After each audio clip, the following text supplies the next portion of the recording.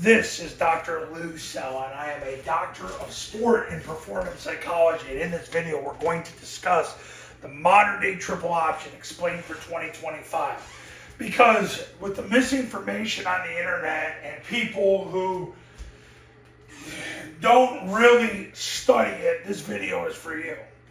So this is how it works with Army and Air Force. I really don't care about anybody else because Army's head coach and Air Force's head coach are multimillionaires, and they're the ones that are at the top of the profession. And I'm going to show you what they do. So here's how it works. Now, first of all, if you're new to triple option or you're kind of want to learn more, first of all, inside veer, they don't run it anymore. They don't run inside veer. So, and I'm not saying that they wouldn't run it a little bit, like Army would run it a little bit, like 10 times in 2025, but they really haven't run it the last couple of years. Air Force totally hasn't run it the last several years. It's all documented on this YouTube channel and at tripleoptionfootball.com. I break down every play of every game. So, this is how it works. The quarterback is responsible for canceling the first two people from a two technique out. So in order to do this, he jumps backwards after he receives the snap.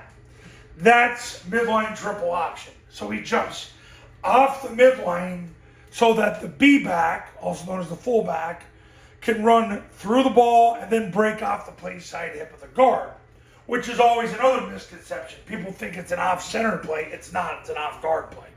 Because everything bends off the guard, because the center basically is involved in a double team, whether it's play side or backside, but the ball bends off the play side guard's play side hip. Okay, got that clear. So you got a 3-on-2 against, generally what this is the defensive tackle and the defensive end. If there's no 2 technique, 3 technique, it'll end up being the defensive end and the outside backer. However you want to define it, it is what it is. So, the real key is that you cancel the play side defensive line. So from a 2 technique out is who the quarterback cancels and makes him 100% wrong with the football. So because of that, now the other pieces can fit. So you got 8 other players.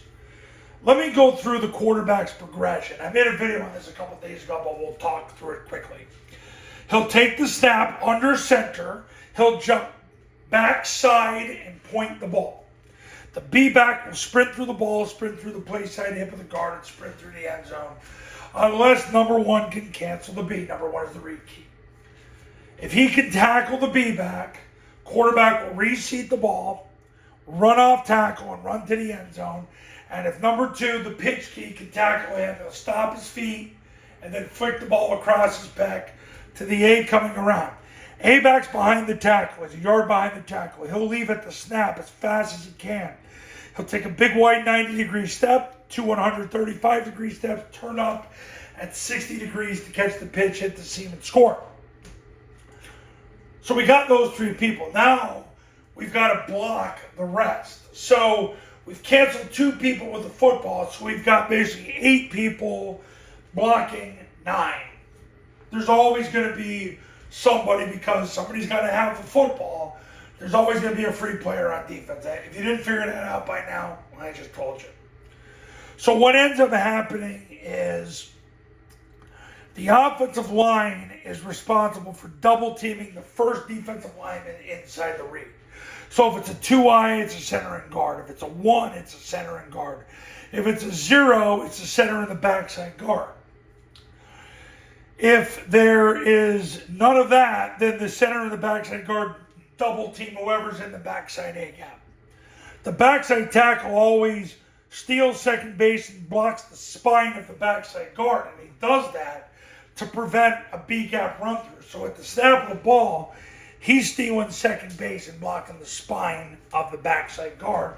That's called a scoop block. And I have done qualitative and quantitative analysis on scoop blocks for 3 decades. And when you talk to players who played in the Paul Johnson system, Jeff Monken, Ken Niumatalolo, Air Force, the bottom line is that they want to block from the middle of their body through the middle of the body of the adjacent lineman to prevent the run through. Anything more than that is clinic talk. It sounds good at a clinic, but it's not what they actually do. So the line is going to double the first guy inside the read. That's the action key. Backside tackle is going to cancel the backside B gap by stealing second base and blocking the spine of the backside guard to do so. Now, we've covered these four, but if there's a double team with the center and the backside guard, the play side guard veers and he'll block the Mike linebacker. The tackle will do the same thing.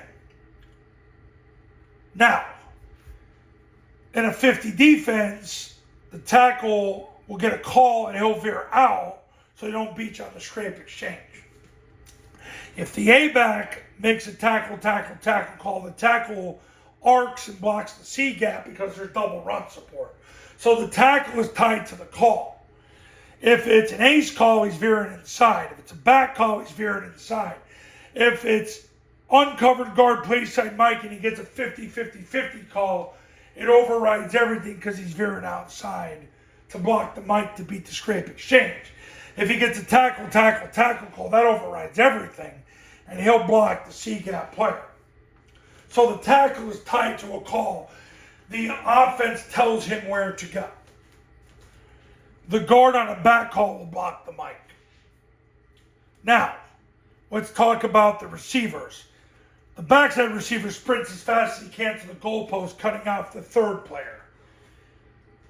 The play side receiver has the strong safety, which is the first guy from the tackle box out. If there's no strong safety, he'll block the off corner.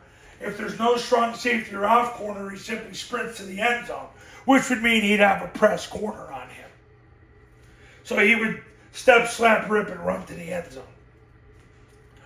The A-back has the most mental job of the 11 because he's got a load, which is he'll block the Mike.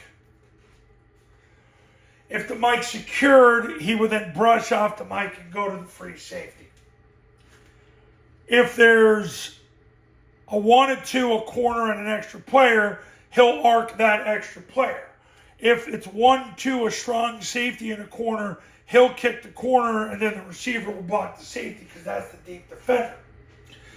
If you got a 1-2, a corner, and double run support, he's got to make a tackle call. This guy will block the deep defender. He'll kick the corner, and the tackle will block the extra player and double run support. You're saying to yourself, wow, this sounds like it's a lot of work. It's not if you become my client, because we break everything into a 6-scenario progression so that your players can learn it fast. That's what we do here at the Triple Option Football Academy. We break things down into scenarios. So we take the concept, the rule, the visual picture for the player and put it together in a sequence so they can quickly learn how to do it with as few scenarios as possible so all the rules are covered so there's no gray area.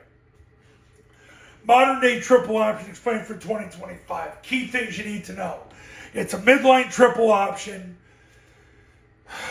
The receiver's got the deep defender. A-back's got the run support.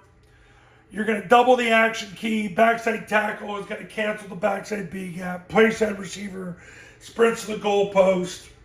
The tackle's tied to a call. He veers inside. If he's told 50-50-50, he veers outside. If he's told tackle, he arcs the C gap.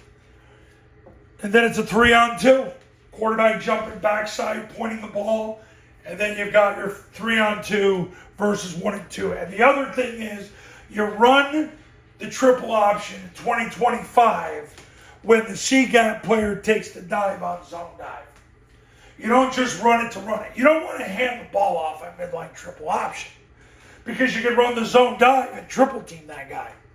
So you're not trying to run midline triple and hand the ball off. You want to do it when this player's taking the dive.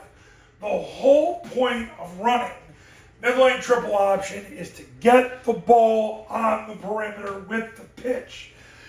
Now, certain times, defenses will just give you a 2-for-1 or a 2-for deal. like you'd find at some cheap Italian restaurant, where these two guys will take the dive and there's nobody on the quarterback or the pitch. Then the quarterback just takes off. You see that with Air Force all the time. That's a good thing, because you want to get the ball on the perimeter.